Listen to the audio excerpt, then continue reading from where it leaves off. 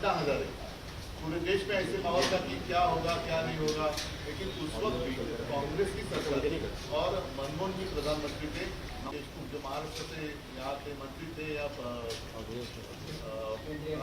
केंद्रीय मंत्री थे, उनको भेजा गया था उनके साथ बातचीत करने के लिए।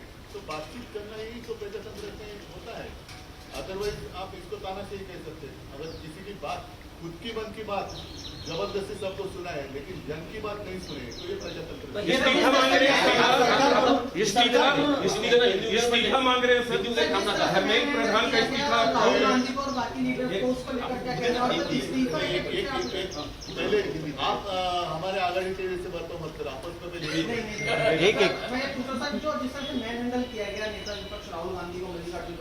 अरे सिर्फ उनको ही नहीं, कल मैंने देखा कि बहुत सारे लड़कियां, मतलब बच्ची है 9-10 साल की है, कुछ महिलाएं हैं, इस तरीके से उनके साथ बर्ताव किया गया है। हिंदू संस्कृति का मैं नहीं मानता कि हिंदू संस्कृति में इसको मान्यता है कि महिलाओं के साथ ऐसा व्यवहार करो। तो फिर रावण और आप में फर्क क्या है? इस्तीफे को लेकर आप लोग भी बैठे हुए हैं। अगर बच्चे इस्तीफा मांग रहे हैं तो क्या उसमें गलत क्या है? उनका भविष्य का मामला है ना, एक व्यक्ति या पूरा देश का भविष्य, इसमें आपको सर काल तुम्ही आंदोलनस्थळाला भेट दिली, फ्लॅशलाईट्स लावून तुमचं तरुणांनी जोरदार स्वागत केलं।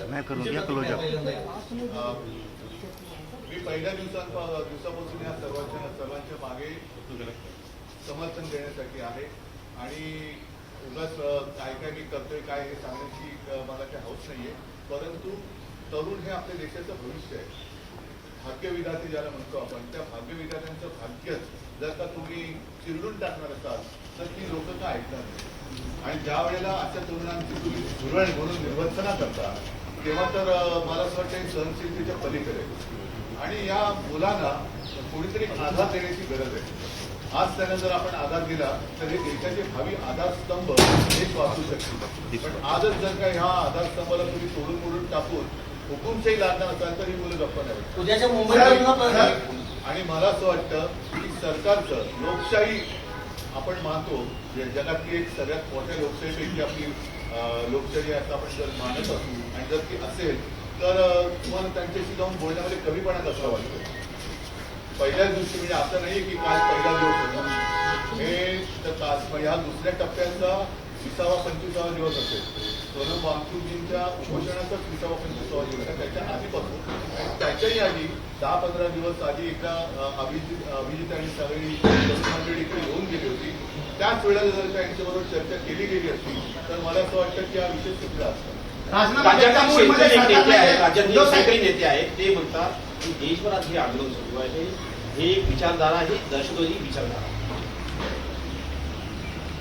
अशा लोकांच्या बोलण्याला किंमत देण्याची, शेतमालाला जरूर किंमत द्या, पण अशा नेत्यांच्या बोलण्याला किंमत नाही। फडणवीस असं म्हणतात की हे फेसलेस आंदोलन आहे, त्याच्यामुळे त्याचं नेतृत्व त्यांचा फेसलेस म्हणजे तो पुसून जरा तो लेस झाला असेल, म्हणून तो तेवढ्यापुरतं आजच्या त्याला फेसलेस दिसला असेल, तो पुन्हा फेस आला असेल। अराजकता माजवण्याचा पण या मागे प्रयत्न केला जातो, कारण असं आता मला पण वाटायला लागलंय, कारण ज्या तऱ्हेने सत्ताधारी वागताय, सत्ताधाऱ्यांचा डाव देशात अराजक आणण्याचा आहे का? आणि आता मला असं वाटतंय की जसं एक यांचा एक हातखंड आहे बदनामीचा, की याच्यामध्ये पाकिस्तानी घुसले असतात, तर मला असं वाटतं सत्ताधाऱ्यांमध्ये पण पाकिस्तानी नाही आहे।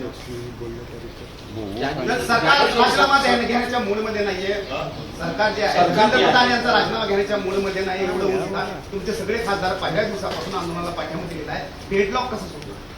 त्यांच्याशी चर्चा करा ना, तुम्ही चर्चा करा।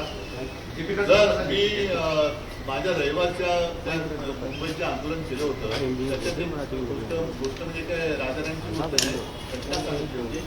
कालच्या मे महिन्यात RSS कडनं एक असं स्टेटमेंट केलं गेलं भुजबळांकडनं की पाकिस्तान बरोबर चर्चेचे दरवाजे खुले ठेवले पाहिजे। आता नेमकं पाकिस्तान बरोबर लढायचं की नाही लढायचं, आणि या आंदोलनात पाकिस्तानचा भाग हा असेल असं जर काही सत्ताधाऱ्यांना वाटत असेल तर त्या हाताच्या तोंडावर तुम्ही बोलता, तर मग या देशातल्या विद्यार्थ्यांची जे हे विद्यार्थी त्यांच्याबरोबर बोलण्यात तुम्हाला कल्पना का वाटतो? म्हणजे हे मला त्यांचं गणितच कळत नाही की पाकिस्तान बरोबर चर्चेचे दरवाजे उघडे ठेवा, पण जे तुमच्या दारात आलेले आहेत, तुमच्याकडनं काही अपेक्षा घेऊन आलेले आहेत, वाढून आलेले आहेत, त्यांच्यावर तुम्ही लाटा चालवता। त्या मुलामुलींवरती, अगदी मुलींवरती आणि महिलांवरती ज्या असभ्यपणाने अत्याचार केला गेलेला आहे. काल तरी ती मुलगीच तिचे कपडे फाडले गेले. ही कोणती हिंदू संस्कृती? पण पंतप्रधानांच्या घराच्या बाहेर असल्यामुळे राहुल गांधीवर आक्षेप घेतला जातोय. ही रावण संस्कृती झाली. पंतप्रधानांच्या केंद्र घराच्या सरकार बाहेर थांबल्याबद्दल केंद्र सरकार म्हणतंय की आम्ही चर्चेसाठी तयार आहे, मात्र धर्मेंद्र प्रधानचा राजीनामा आम्ही घेणार नाही. ही मस्ती झाली आणि या मस्तीच्या विरोधातच सगळं आता देश पेटलेला आहे. ही राष्ट्रभावना आहे आता. नाही, मग उद्या प्रकाश आंबेडकरांनी मुंबई बंदची हाक दिली. शिवसेनेचा पाठिंबा आहे त्याला? मला काल येताना आल्यानंतर इकडे कळलं. मला असं वाटतं आता लोकांना रस्त्यावरती यायचंय, लोकांना रस्त्यावरून व्यक्त व्हायचंय. त्याच्यामुळे त्यांना त्याच्यापासून पुढे अडवून नये. काल सुद्धा तुम्ही बघितलं, म्हणजे मी तिकडनं निघाल्यानंतर एक 9 वर्षाची मुलगी, तिची बहीण, तिचे वडील, मुंबईच्या आंदोलनात अगदी कडेवरती घेतलेली लहान मुलं, त्या लोकं खांद्यावर घेतली, अशी लोक त्यांना रस्त्यावरती यायचे. त्यांनी येऊ द्या. कारण हे जे काय आहे हे आश्चर्य हा उफाळून आलेला असंतोष नाही. हा गेल्या 12 वर्षात साठलेला असंतोष आता उफाळून बाहेर पडतोय. तो पहिला येऊ द्या. दिल्लीमध्ये सरकारवरती लाठीचार्ज करण्यात आला. आता उद्या महाराष्ट्र बंद आहे. महाराष्ट्रात देखील अशा घटना होतील अशा चर्चा. महाराष्ट्रामध्ये आता काल तुम्ही पाहिलं असाल की मी इथे निघण्याच्या वेळेला आदित्यने एक प्रेस कॉन्फरन्स घेतली आणि आम्ही युवा सेनेकडे एक हेल्पलाईन सुरू केली. आता एका मुलीचा व्हिडिओ मला कोणतरी पाठवला. तिने सांगितलं की जवळपास 300 पेक्षा जास्त आंदोलकांवरती मुंबईमध्ये त्यांना डिटेन करून ठेवण्यात आलं. ज्यांना आम्ही बऱ्याचशा लोकांना युवा सेनेने सोडवलं. त्यांचे नाव पत्ते घेतले गेले आणि अर्ध्या रात्री डिजिटल नोटीस पाठवली. आता डिजिटल अरेस्ट जर का ही इलिगल असेल तर डिजिटल नोटीस पण इलिगल मानली पाहिजे. आणि डिजिटल नोटीस त्यांना काय पाठवताय तुम्ही? ज्याच्यामुळे हा विषय पेटलेला आहे तो विषय सोडून तुम्ही म्हणजे या देशामध्ये अन्यायाविरुद्ध आवाज उठवायचा नाही. आवाज उठवला तर ते तुम्हाला खेचून काढणार. ही लोकशाही देश मागणार. तुम्ही दिल्ली दौऱ्यावर आहात. आता काही वेळात केजरीवाल तुम्हाला भेटणार आहे. काल जेव्हा राहुल गांधींचं आंदोलन झालं त्यानंतर केजरीवालांनी आरोप केला की काँग्रेस हीच भाजपची बी टीम आहे. काँग्रेस जनता पार्टीचं आंदोलन दाबण्यासाठी काँग्रेसने आंदोलन केलं. बघू ना, मला काय बोलते ते करू द्या. आणि मला असं वाटतं की आता सर्वांनीच तुझं माझं करण्यापेक्षा आपलं म्हणून या देशाच्या आणि मुलांच्या मागे उभं राहिलं पाहिजे. पण एक दिसत नाही सर.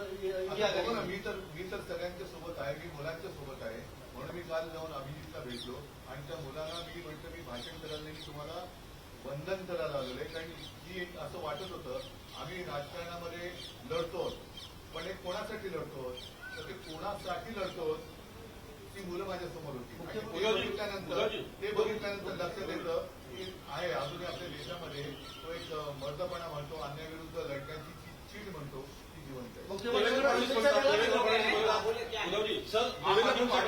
आम आदमी पार्टी का बयान आया है कल प्रोटेस्ट के बाद कि ये जुगलबंदी है कांग्रेस और बीजेपी की, क्योंकि सीजेपी के दिन बैठा हुआ है प्रोटेस्ट एक महीने से गवर्नमेंट वहाँ पे मिलने के लिए नहीं गई और यहाँ पे कल गवर्नमेंट उनको मनाने। जैसे मैंने कहा कि सरकार ने इन बच्चों के साथ बातचीत करनी चाहिए, वैसे विपक्ष ने भी आपस में बातचीत करनी चाहिए.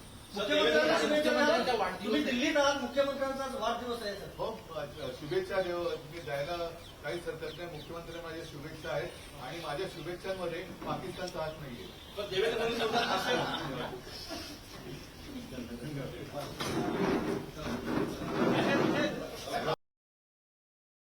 राजनीति हो या क्रिकेट, देश विदेश की ब्रेकिंग हो या आपके मोहल्ले की बड़ी खबर, सब मिलेगा एक ही ऐप में, सबसे तेज और भरोसेमंद. अभी डाउनलोड करें दैनिक भास्कर डिजिटल.